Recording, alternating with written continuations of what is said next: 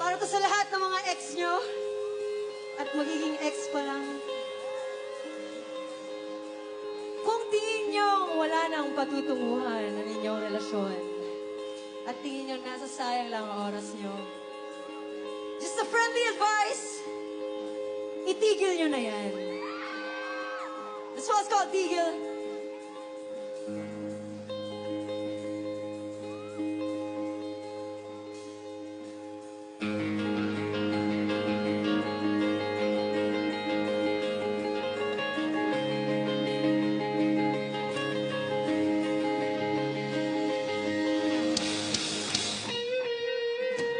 Parang kasalanan ko, ako na nga itong ayaw nang magkagulo.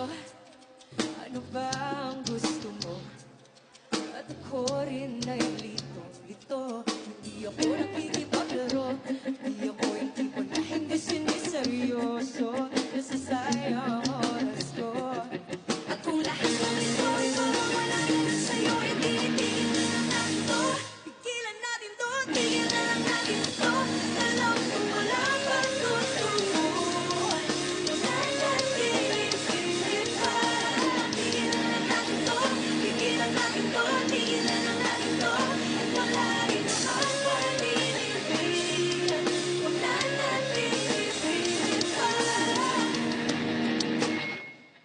Huwag mong ituro ang sarili mo. Alam ko na kung saan papunta to. Di mo na kailangan magpagano.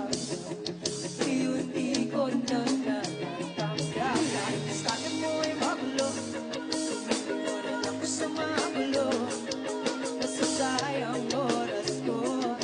Parang kulang-kulang na kulang sa kwento. Tigil na lang natin to.